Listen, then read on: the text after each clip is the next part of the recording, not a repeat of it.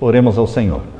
Pai eterno, derrama sobre nós o Espírito Santo neste momento, quando vamos abrir a Bíblia. Que o Espírito Santo nos fale ao coração. Que o Senhor fale também ao coração de cada um que aqui está. Que todos sejam alcançados pela Tua graça, pelo Teu amor. Eu peço em nome de Jesus que o Senhor cure os enfermos. Que o Senhor estenda a Tua mão sobre a Silvana, curando-a em nome de Jesus, Pai.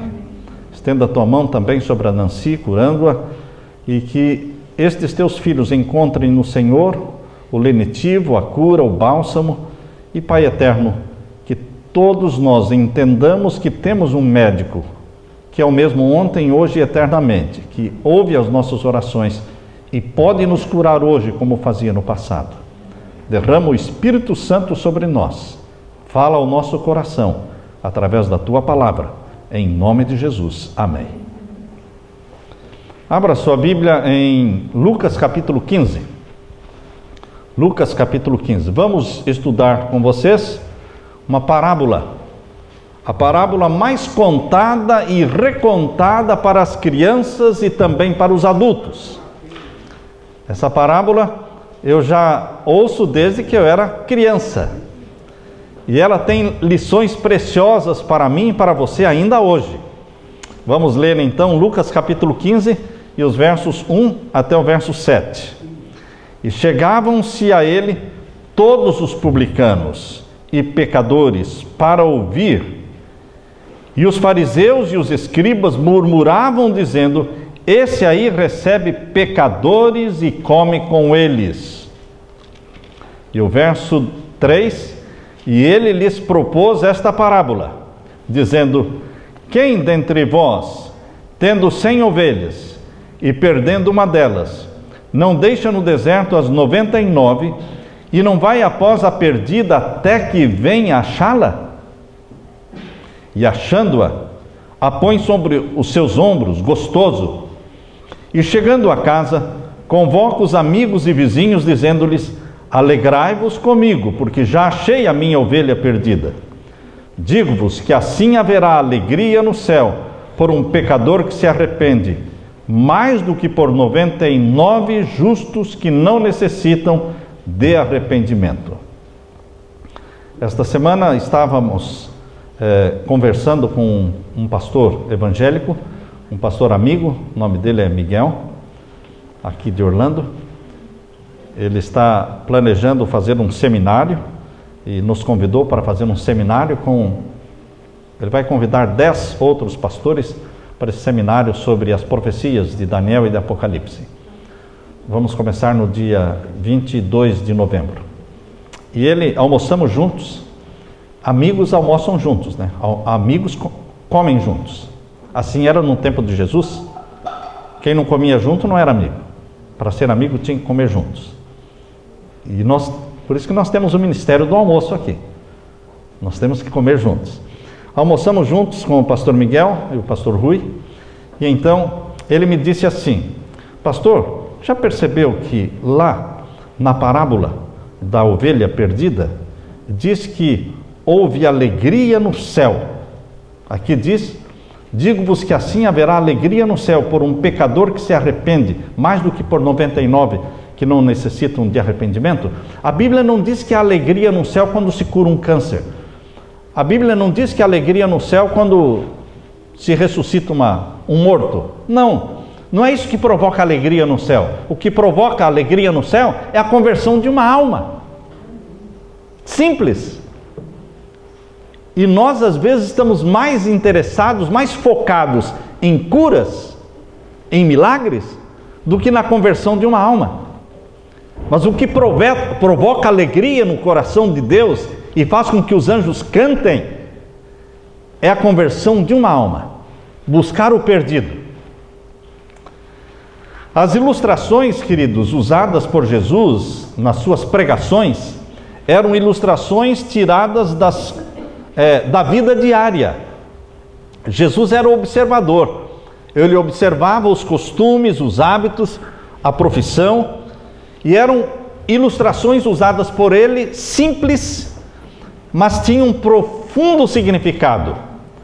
Ele falou, por exemplo, nos seus sermões sobre as aves do céu, Ele falou também nos seus sermões sobre os lírios do campo. Ele usou também nos seus sermões a semente a brotar. Ele usou também o cenário do pastor cuidando das ovelhas. Com estas coisas, exemplificava Jesus a verdade que era imortal. E dali para frente, quando os seus ouvintes encontravam qualquer uma dessas coisas, eles se lembravam das lições dadas por Jesus. Recordavam-lhe as palavras. E assim a verdade de Jesus se tornava viva realidade. Jesus se refere aqui, neste texto que nós lemos, à viva realidade do pastor cuidando do seu rebanho, cuidando das suas ovelhas. A criação de ovelhas tinha um grande significado para o povo que vivia na Palestina, para o povo que vive na Turquia, para o povo que vive no Oriente Médio. Ainda é uma prática muito comum. Você viajando, como minha esposa e eu, quando viajávamos pela Terra Santa, visitamos Jerusalém e toda a terra de Israel, e quando visitamos também a Turquia, as 7 igrejas do Apocalipse que estão espalhadas ali na Turquia, o que mais nós vimos eram, no meio do campo, um homem sentado muitas vezes, e com um grupo de 50 ou 100 ovelhas ao redor dele. Às vezes era uma mulher, às vezes era um homem. Então tinham pastores e pastoras de ovelhas. Isso é muito comum para quem viaja pelas terras bíblicas, muito comum. Aqui nos Estados Unidos ou no Brasil, já é uma coisa mais difícil você ver rebanhos de ovelhas com seus pastores.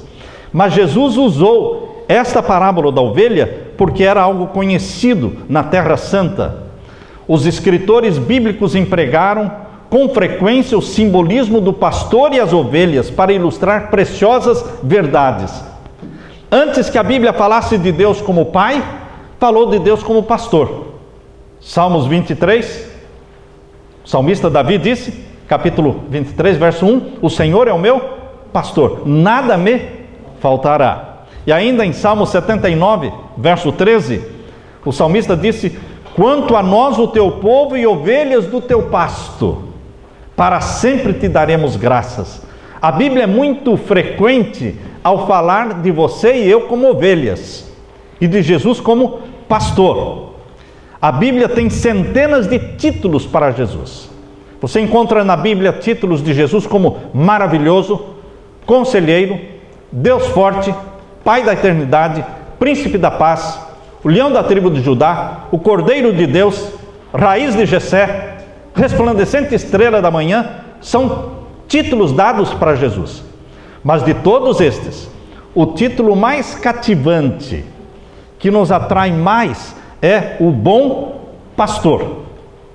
Abra sua Bíblia em Ezequiel capítulo 34, Ezequiel capítulo 34, e vamos ler o verso 31. Ezequiel capítulo 34, vamos ler então o verso 31. Capítulo 34 de Ezequiel e o verso 31.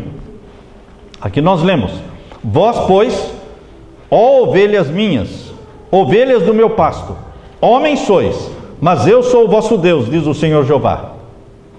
Vocês são minhas ovelhas.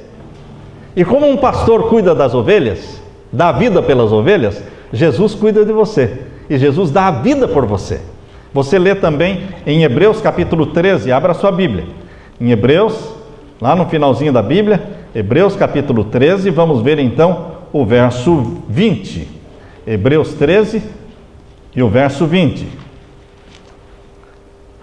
Aqui nós lemos: ora, o Deus de paz, que pelo sangue do concerto eterno tornou a trazer dos mortos a nosso Senhor Jesus Cristo, o grande pastor de ovelhas. Estão vendo aí? Jesus é chamado o grande pastor de ovelhas. Em 1 Pedro capítulo 5 e o verso 4, abra sua Bíblia, na primeira carta de Pedro, capítulo 5 e o verso 4. Novamente, outra imagem de Jesus Cristo como pastor. Primeira carta de Pedro, capítulo 5 e o verso... Vamos ler a partir do verso 2, porque a partir do verso 2 já está falando da igreja como sendo rebanho e dos membros da igreja como sendo ovelhas.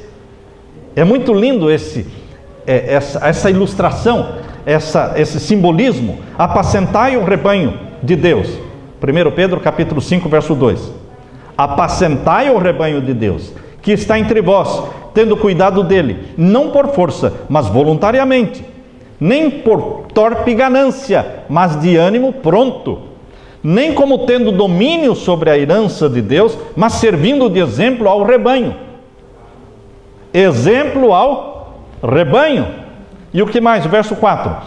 E quando aparecer o sumo pastor, alcançareis a incorruptível glória, coroa de glória. Quando aparecer o sumo pastor. De todos os apóstolos, o que mais falou de Jesus como bom pastor foi o apóstolo João, o profeta João. Abra sua Bíblia então em São João, o Evangelho de São João. Você vai encontrar aqui no Evangelho de São João, no capítulo 10, de uma forma mais direta e mais abundante. O apóstolo João, ele usou muito esta ilustração, este simbolismo de Jesus. João capítulo 10, a partir do verso 1. A partir do verso 1. Na verdade vos digo que aquele que não entra pela porta no curral das ovelhas, mas sobe por outra parte, é ladrão e salteador. Veja, ele está usando o rebanho, o curral onde ficava o rebanho, a porta onde ficava o pastor se deitava ali na porta, o pastor deitava na porta do rebanho. Ninguém podia entrar no rebanho à noite, enquanto o pastor dormia, não podia entrar sem passar por cima do pastor.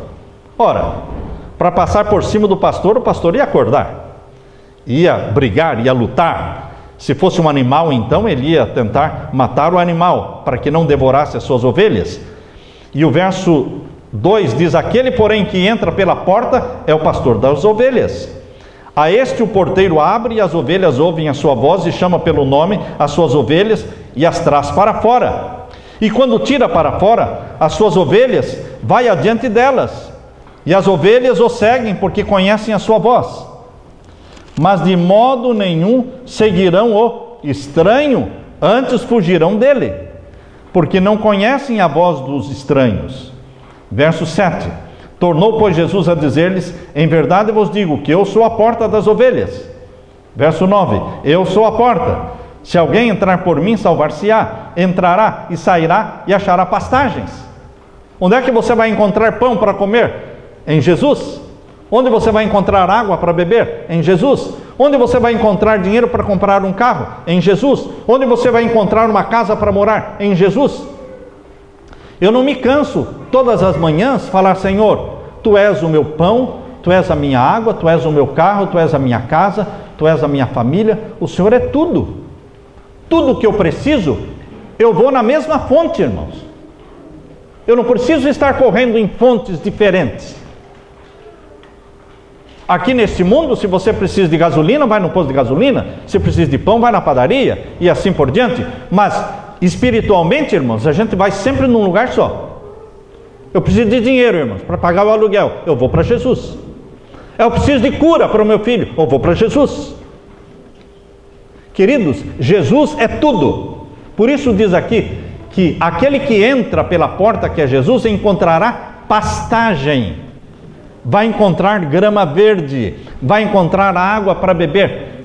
Tudo que você pode necessitar está em Jesus. E o verso 11, capítulo 10, verso 11 de João diz: eu sou o bom pastor.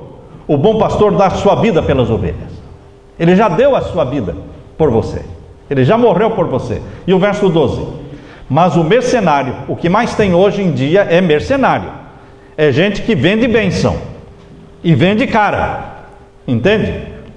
Isso. E é uma extorsão. Eles estão extorquindo o dinheiro dos membros para comprar jatinho, aviões, fazendas de gado, construir mansões. Estão extorquindo o dinheiro dos membros. Ou seja, tirando a lã da ovelha para se engordarem. São mercenários. O mundo está cheio de mercenários. Aqui diz, verso 12: mas o mercenário e o que não é pastor, de quem não são as ovelhas, vê vir o lobo e deixa as ovelhas, e foge o lobo e foge, e o lobo as arrebata e dispersa. Ora, o mercenário foge, porque é mercenário, e não tem cuidado das ovelhas. O mercenário não está nem aí com as ovelhas. Agora o verso 14, Jesus diz: eu sou o bom pastor, e conheço as minhas ovelhas, e das minhas sou conhecido. Assim como o Pai me conhece, a mim também eu conheço o Pai, e dou a minha vida pelas minhas ovelhas. Ainda tem outras ovelhas que não são deste aprisco.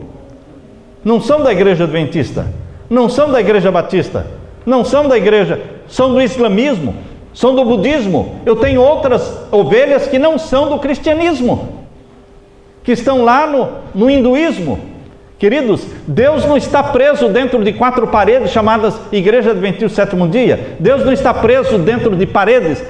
O Espírito Santo está trabalhando, buscando pessoas em igrejas, em religiões, entre ateus, entre pagãos. Eu tenho ovelhas que não são deste aprisco. O Espírito Santo está trabalhando, e o que Jesus fará?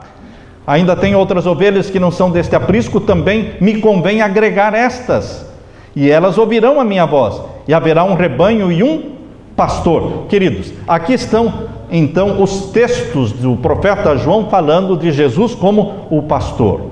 Nenhuma outro simbolismo tem cativado tanto o nosso gosto do que Jesus como bom pastor.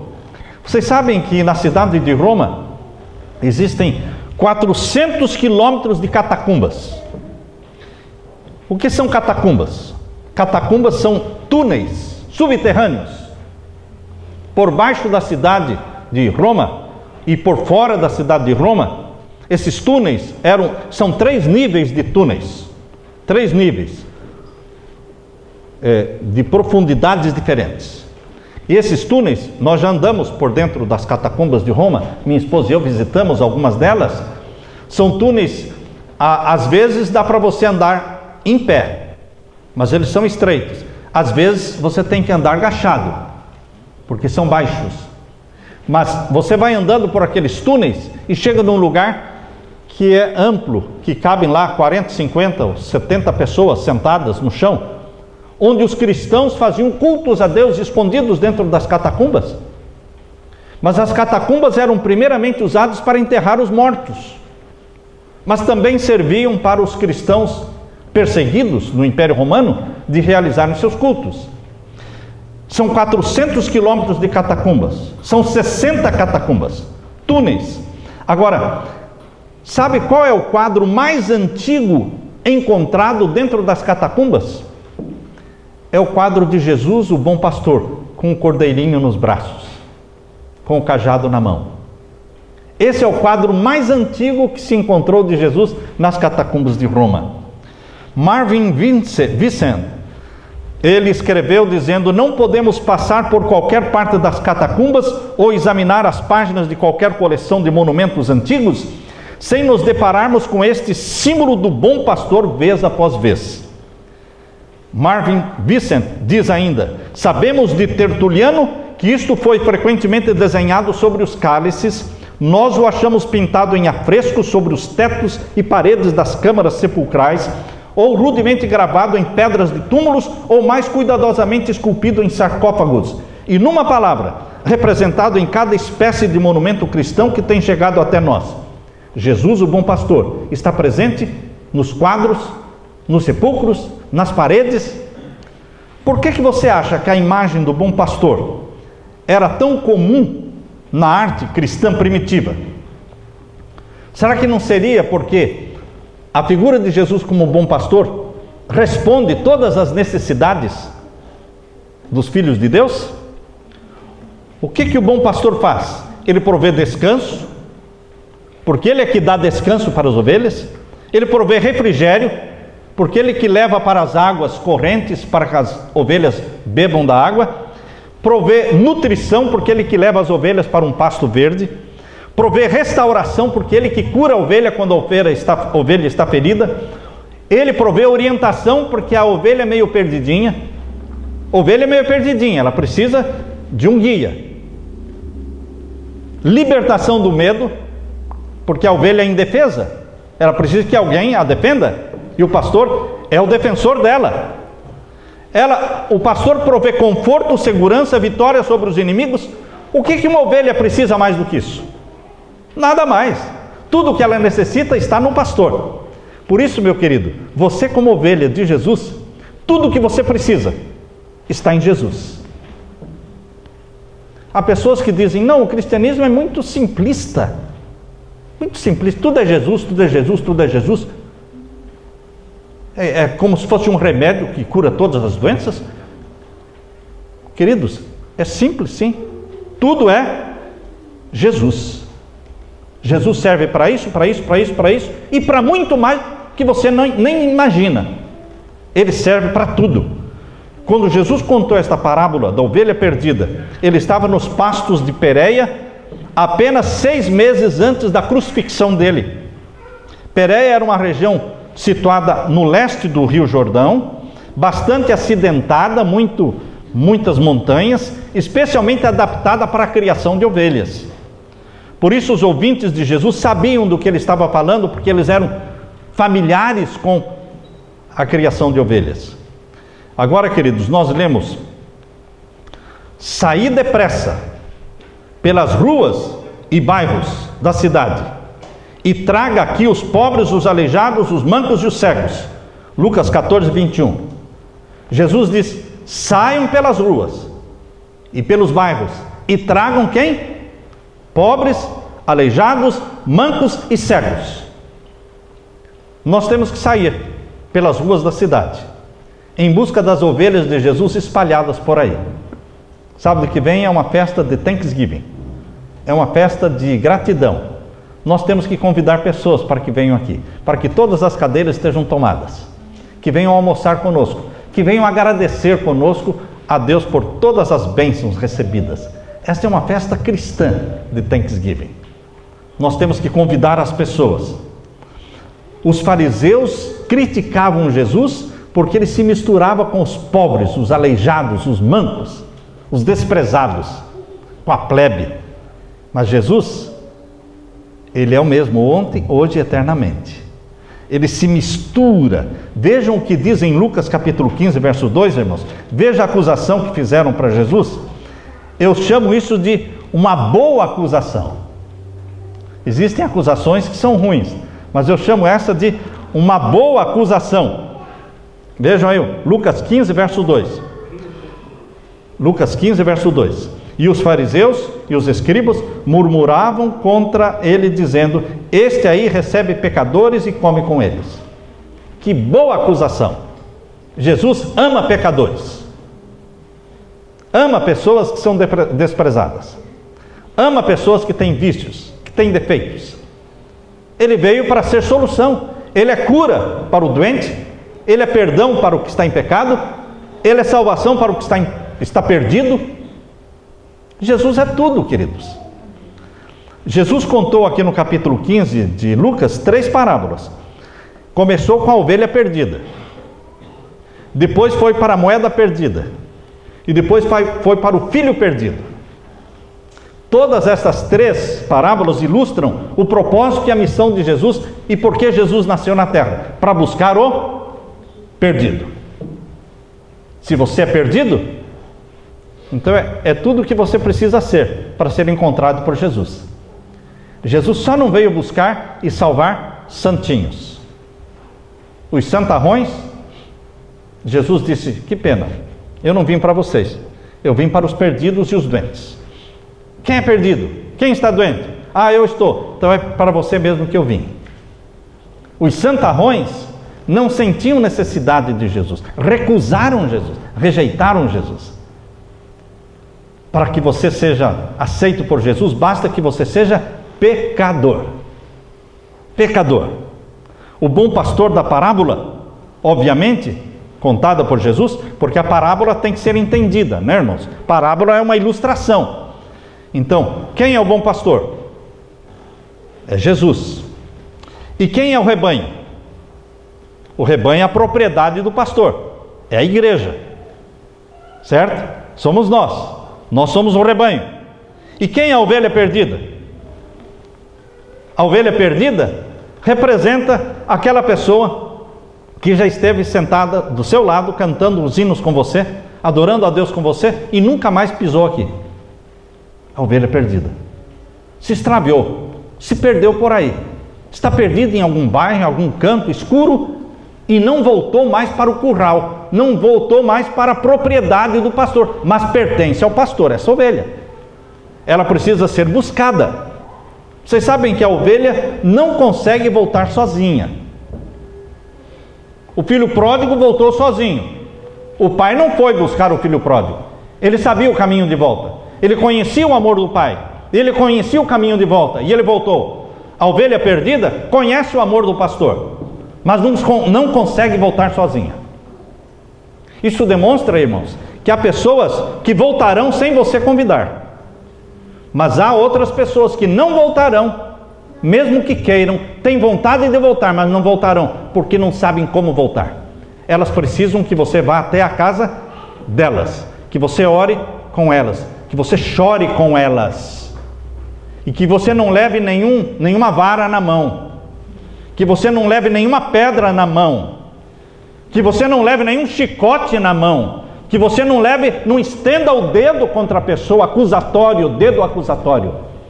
Que essa pessoa sinta o abraço do amor, que essa pessoa veja lágrimas nos seus olhos, você indo em busca da ovelha que se extraviou, e ela possa receber o abraço da igreja e voltar para a igreja sem medo de ser aqui recriminada e acusada.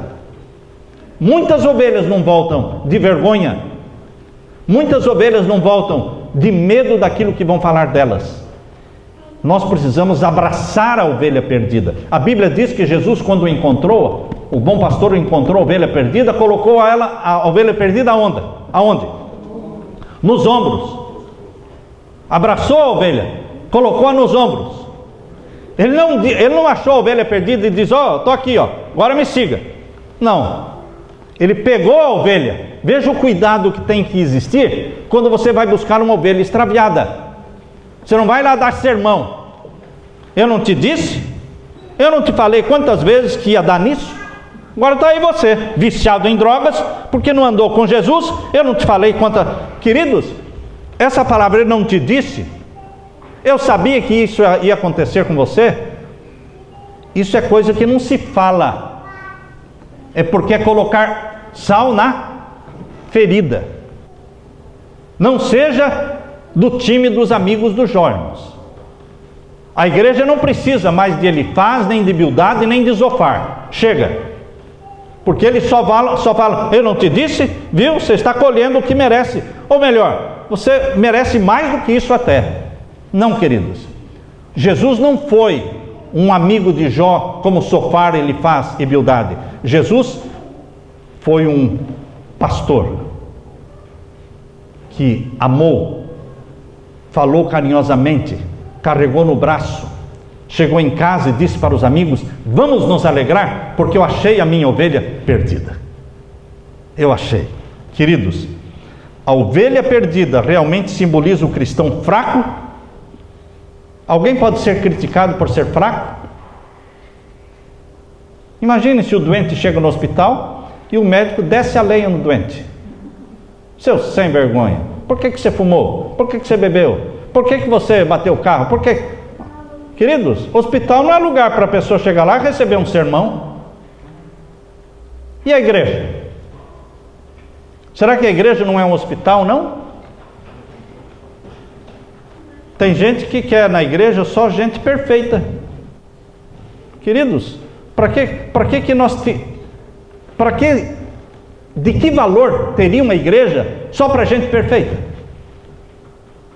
A igreja é um hospital para gente doente, gente fraca, gente necessitada. O cristão laodiceano, irmãos, morno, o lugar dele é aqui. Jesus contou essa parábola para dar esperança aos cristãos que desanimaram, para os cristãos que abandonaram a igreja. Num sentido mais amplo, queridos, a ovelha perdida também representa o planeta Terra. Vamos abrir a nossa mente agora, abrir o leque, e vamos pensar agora: a ovelha perdida não é símbolo somente do pecador, do cristão que se afastou. A ovelha perdida também representa o único planeta que se extraviou da maravilhosa criação de Deus. Deus criou milhares e milhares de outros mundos habitados, perfeitos, onde o pecado nunca entrou. Mas este planetinha Terra, chamado planeta azul, queridos, esse planeta, ele se extraviou.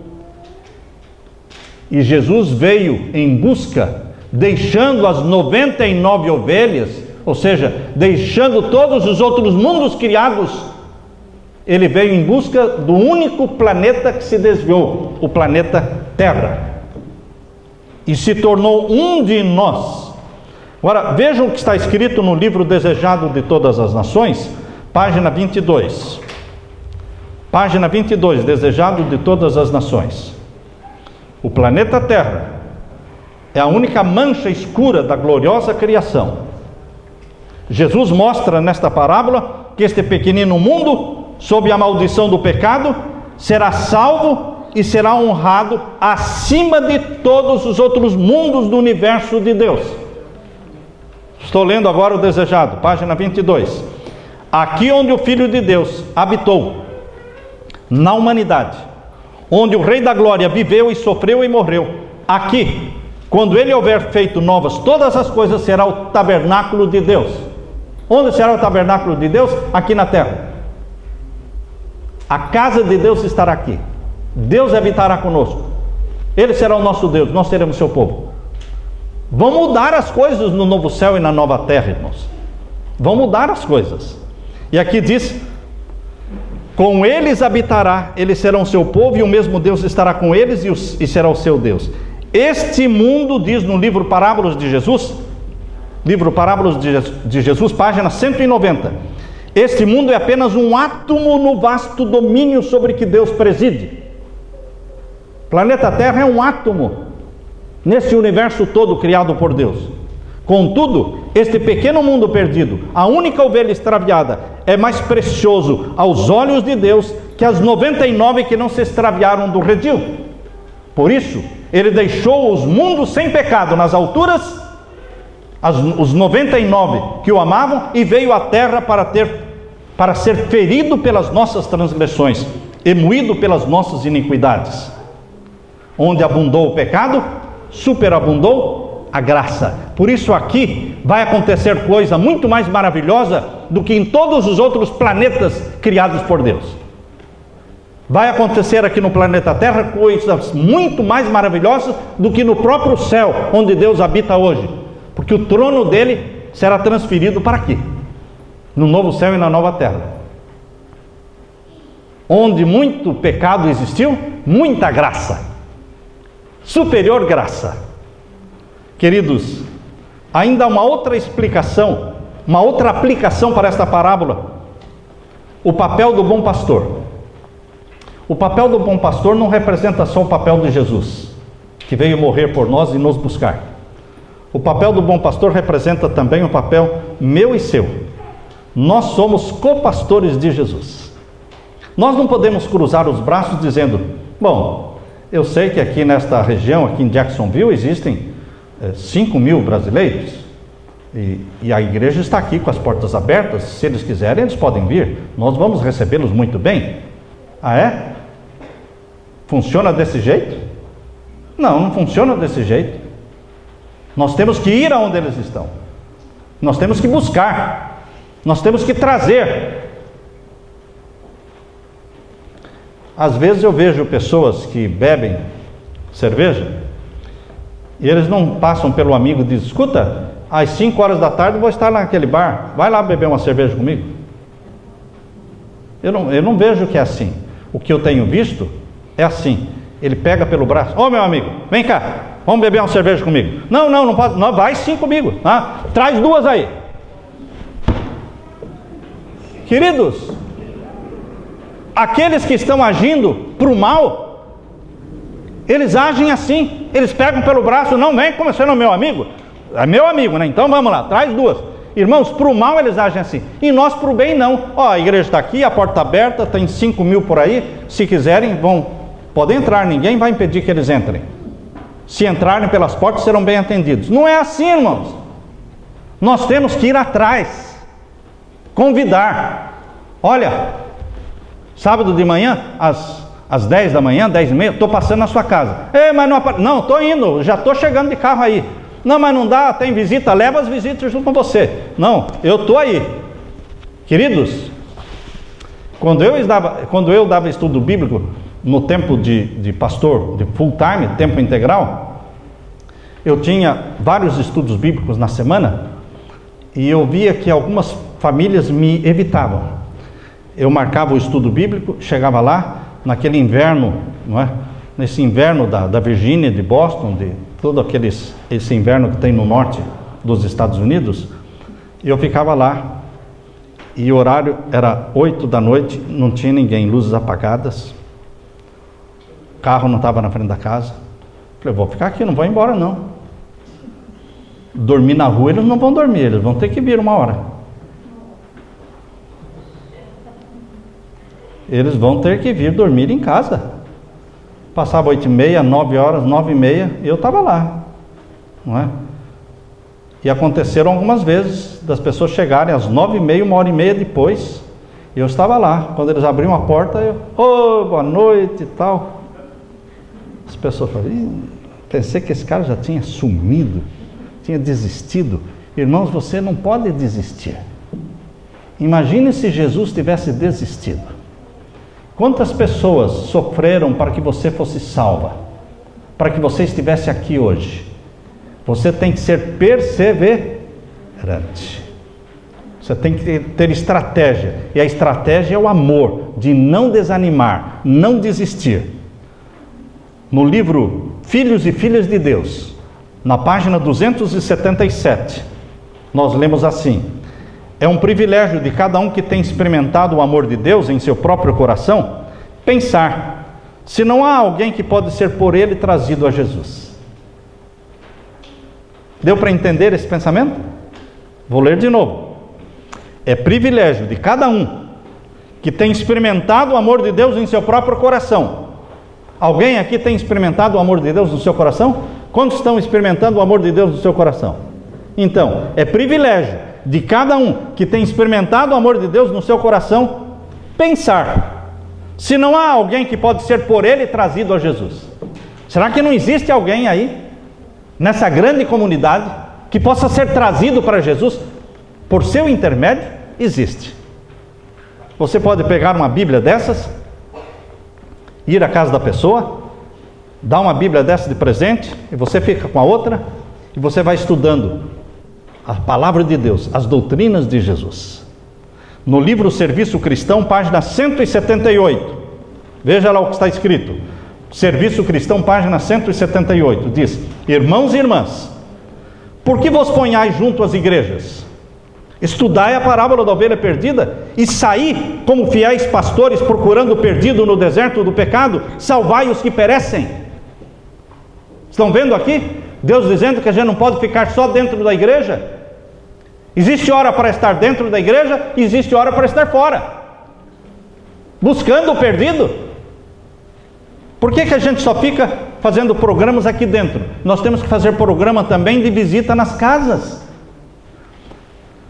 Contemplemos Jesus com todo aquele amor e carinho, segurando a ovelha nos braços, sem censura e sem crítica, sem palavras condenatórias. Com quanta ternura uma mãe vigia pela sua criança quando ela está doente a noite toda. O pastor Dr. Stidger conta de uma mãe que ficou acordada dia e noite ao lado da cama do seu filho que estava doente, até ficar tão exausta, que ela se negava a ir dormir. Mas finalmente a convenceram de que ela fosse num outro quarto ao lado e dormisse. Pois bem, ela aceitou, ela foi para o outro quarto, deitou na cama, e em poucos segundos já estava dormindo. O telefone tocou, ela não acordou. Buzinas de carro, ela não acordou. Crianças gritaram, ela não acordou. Mas no momento em que o filhinho chamou mamãe, ela estava em pé. Os ouvidos dela estavam prontos, preparados para ouvir a voz do filhinho. Nossos ouvidos, irmãos, precisam estar prontos para ouvir o clamor da ovelha perdida. Vocês sabem que a ovelha perdida não é feliz. Ela não é feliz. Às vezes nós pensamos, não, ele está curtindo a vida. Não, irmãos. Ele está tentando não parar para pensar. Ele bebe, ele fuma, ele vai dormir tarde demais. Ele está numa roda viva porque ele não quer parar, porque ele não é feliz. Existe um vazio que ele está tentando preencher dentro dele, mas ele não vai preencher. E você está orando por essa pessoa. Esta semana eu cheguei para uma pessoa e falei com autoridade com ela. Você tem que voltar para a igreja. Porque Deus me deu essa autoridade. Sabe por quê? Porque há anos eu estou orando por ela. Ela não sabia. Eu não encontrava essa pessoa há 15, 20 anos. E quando a encontrei, eu disse, você tem que voltar para a igreja. O teu lugar é lá. Não, você tem que voltar. Falei com autoridade. Por quê? Porque eu não conheci naquela hora. Eu estou orando há anos por ele, pela esposa, pelos filhos. Quando você ora por uma pessoa, meu querido irmão, você já preparou o caminho para você chegar até ela. E você vai falar em nome de Jesus. Hoje nós temos aqui o Luciano e a Meire, né? Que bom que eles estão aqui. Mas eles não vão vir para a igreja sem oração, não, irmãos. Eu estive orando por eles hoje cedo. Senhor, eu quero que eles vão hoje. O Senhor vá buscá-los, o Senhor leve para a igreja hoje, lá o Luciano e a Meire e seus filhinhos. E assim orei também pela Tisa, pelo Tiago e por todos aqui. Semana passada alguém perguntou, como é que o senhor sabe o nome de todo mundo? Como é que eu não vou saber o nome de todo mundo, se eu falo o nome de cada um na minha oração todo dia? Me diga, como é que você não vai saber o nome das pessoas? Eu não sei somente o nome dos membros aqui de Jacksonville, irmãos. Eu sei também os nomes dos membros lá de Toronto. Eu sei também o nome dos irmãos lá de Joanesburgo. São centenas e centenas e centenas. Nome de cada um. Mas como? Porque eu oro por eles nominalmente. Quando você cita o nome das pessoas, você lembra do rostinho delas. Você lembra da necessidade delas. E você intercede diante de Deus. Como é que você vai esquecer o nome dessas pessoas? Nunca! Você esquece o nome das pessoas quando você deixa de orar por elas. E vamos parar de orar, irmãos. Abençoa todos os irmãos lá de Jacksonville. Abençoa todos. Que todos, irmãos? As pessoas têm nome. Nós temos que citar os nomes das pessoas. Os problemas individuais de cada um. Porque cada um é cada um. Quando eu oro durante a semana, eu não falo para trazer sábado à igreja, mas na sexta à noite, irmãos, ou no sábado de manhã, a minha oração é, traga, irmão, querido Jesus, que hoje o senhor acorde e leve a pessoa para a igreja. É um pedido específico, diferente dos outros da semana. Queridos, o que Jesus está querendo de você hoje, é que você e eu saiamos para o deserto, pelas ruas, pelas casas, em busca das ovelhas. Somos co-pastores de Jesus. É privilégio de cada um que tem experimentado o amor de Deus no seu próprio coração pensar, será que existe alguém aí fora que pode ser trazido para Jesus por meu intermédio? Sim, o Espírito Santo diz sim, existe. E o Espírito Santo vai colocar na sua mente nomes de pessoas. Seja um co-pastor de Jesus. Vamos sair salvando almas. E que o Espírito Santo recompense os esforços seus, meus, de todos nós, na salvação das almas extraviadas, Pai. Que o Espírito Santo esteja com você, meu irmão. Que o amor de Deus enche o seu coração. E que esse amor transborde pelos poros, para que alcance as pessoas. E que elas sintam um abraço da reconciliação, da restauração. E que voltem para a igreja, que não é outra coisa senão um hospital para atender doentes, necessitados. Amém, irmãos? Deus seja louvado. Amém.